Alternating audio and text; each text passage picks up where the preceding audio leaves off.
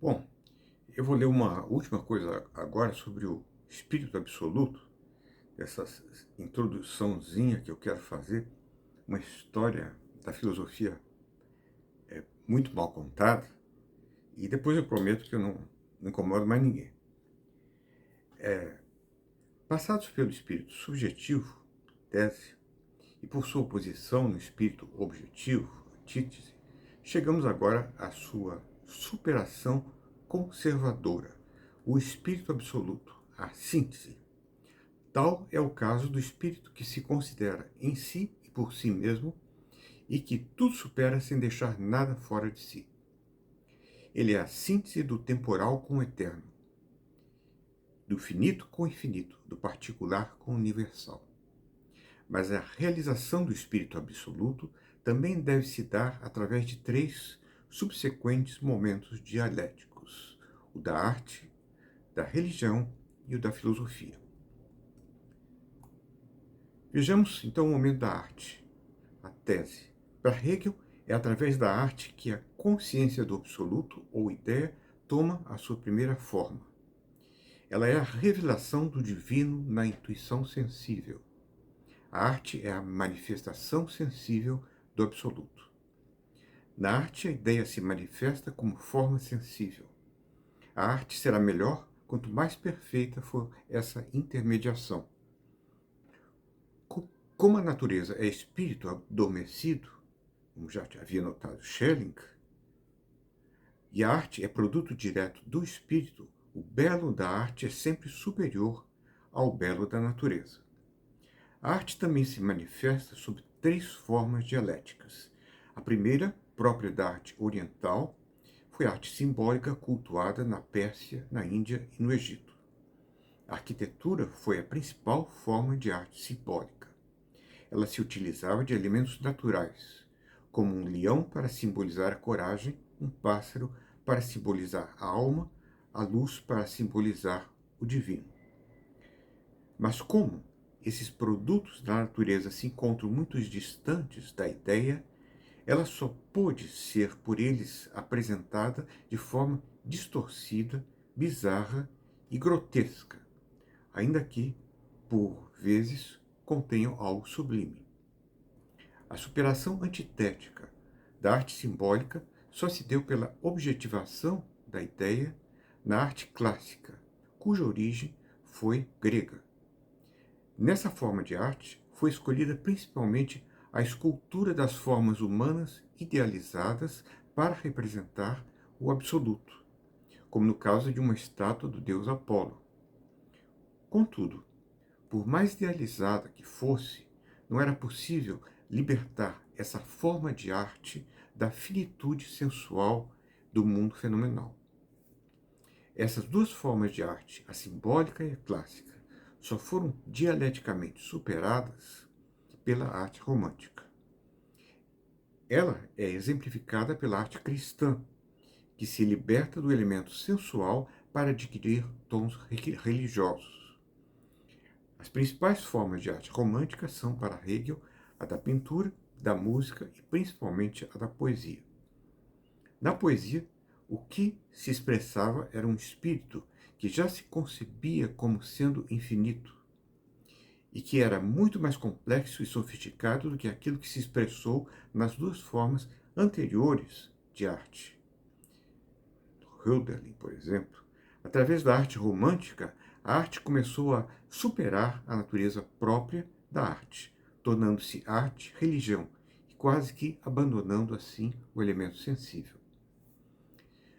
Como manifestação do espírito absoluto, a arte encontrou o seu oposto, a sua antítese na religião, que é o momento oposto da pura objetividade. Pura objetividade.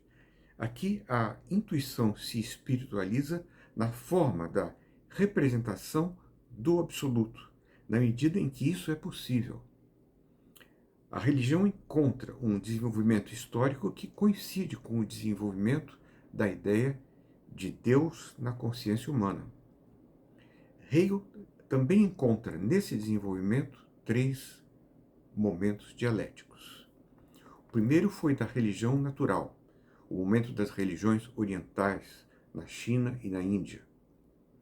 No segundo momento, a ideia de Deus passou às religiões da liberdade, passando da substancialidade à individualidade espiritual. Nós encontramos na religião persa e egípcia. Mais tarde, encontramos as religiões na individualidade espiritual, o culto ao sublime entre os judeus, do belo entre os gregos e dos fins entre os romanos. Finalmente chegamos ao cristianismo, a religião mais alta, a religião absoluta.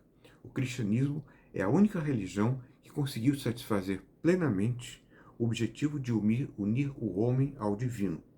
Contudo, também dentro do cristianismo encontramos uma evolução.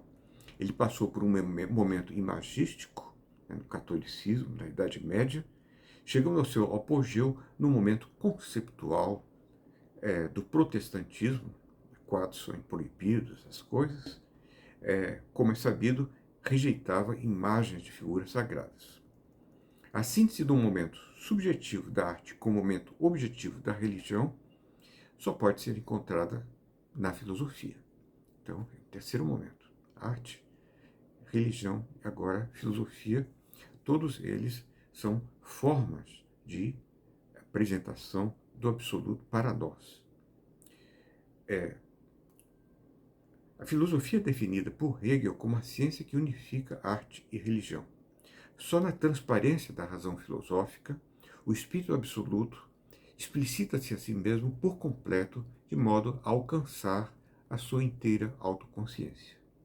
Nela, o absoluto não é mais nem intuído, nem representado, vindo diretamente expresso no conceito. Também essa explicitação evolve dialeticamente, por meio de tríades dialéticas apresentadas nas formas dos diversos sistemas filosóficos. A ideia adquire um conhecimento cada vez maior de si mesma. A história da filosofia torna-se, assim, a autoexplicitação do absoluto. Para Hegel, cada filosofia necessariamente pressupõe a que a precede. Em sua leitura, a história da filosofia deve ser seu primeiro momento com os pré-socráticos. Tales, ao considerar a água como princípio, estava tomando o conceito de água pela primeira vez num sentido abstrato. Tudo é um, tudo é água. É uma unificação primeira. Sócrates foi uma figura-chave por ter adicionado à moralidade grega convencional um princípio de reflexão da consciência sobre si mesma.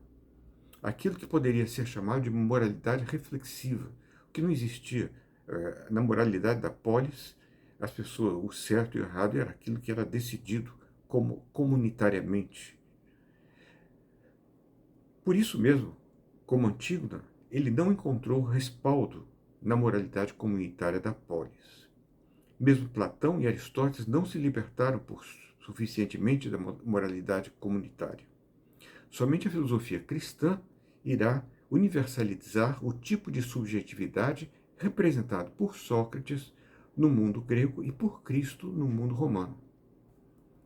Mas a filosofia só encontrará a sua completude quando a procissão das filosofias cristãs e modernas tiver desembocado no próprio Hegel, refletindo as condições do verdadeiro estar em casa no mundo aproximadas pela sociedade alemã de sua época.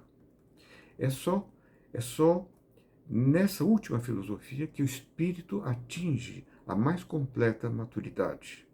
É quando o espírito absoluto toma a consciência absoluta de si mesmo. Eis como Hegel descreve a posição de sua própria filosofia como a culminação última do pensamento ocidental.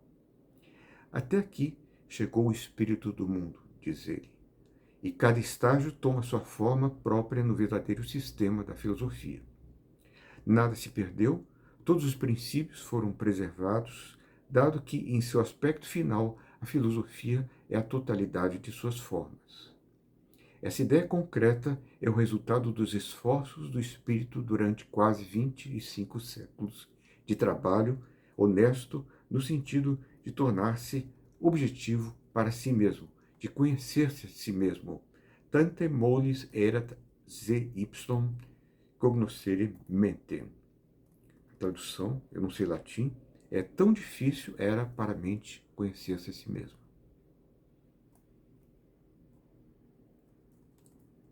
A filosofia de Hegel explicita o absoluto na consciência plena de sua totalidade recuperada. Depois de mim, teria dito ele, não haverá mais necessidade de ser original.